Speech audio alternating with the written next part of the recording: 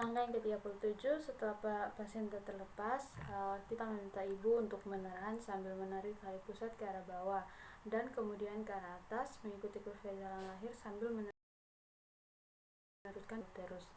Nah, jika tali pusat bertambah panjang, maka pindahkan klem hingga berjarak sekitar 5-10 cm dari vulva.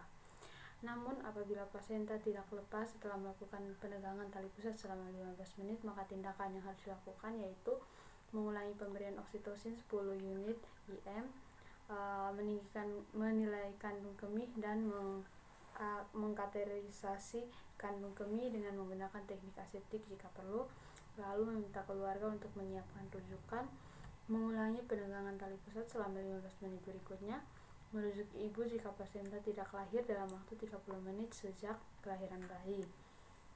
Langkah yang ke-38, jika pasenta terlihat melanjutkan kelahiran pasenta dengan menggunakan kedua tangan, memegang pasenta dengan dua tangan dan dengan hati-hati memutar pasenta hingga selaput ketuban terpiling. Dengan lembut, perlahan melahirkan selaput ketuban tersebut. Nah, apabila selaput ketuban robek, maka perawat memakai sarung tangan disinfeksi tingkat tinggi atau steril dan memeriksa vagina dan serviks si ibu dengan seksama. Menggunakan jari-jari tangan atau klem atau forceps disinfeksi tingkat tinggi atau steril untuk melepaskan bagian selaput yang tertinggal. Langkah 39, setelah pasenta dan selaput ketuban lahir, lakukan meses uterus. Letakkan telapak tangan di fundus dan lakukan meses dengan gerakan melingkar dengan lembut hingga uterus berkontraksi dan fundus menjadi keras. 40. Periksa kedua sisi plasenta baik yang menempel ibu maupun janin dan selaput ketuban untuk memastikan bahwa selaput ketuban lengkap dan utuh. Lalu letakkan plasenta di dalam kantung plastik atau tempat khusus. 41. Mengevaluasi adanya laserasi pada vagina dan perineum dan segera menjahit laserasi yang mengalami pendarahan aktif. 42. Menilai ulang uterus dan memastikan berkontraksi dengan baik. 43. Mencelupkan kedua tangan yang memakai sarung tangan ke dalam larutan klorin 0,5%. Setelah itu, membilas kedua tangan yang masih bersarung tangan tersebut dengan air disinfektan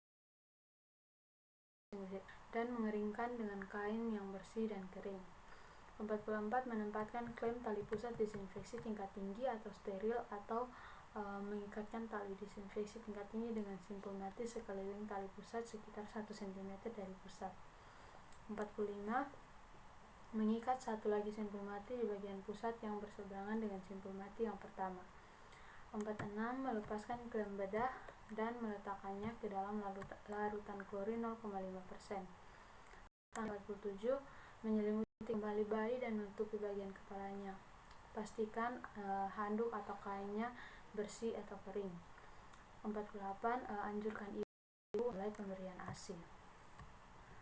49. Lanjutkan pemantauan kontraksi uterus dan pendarahan per vagina. Untuk pemantauan ini dilakukan dalam 3 tahap. Tahap pertama 2-3 kali dalam 15 menit pertama pasca persalinan.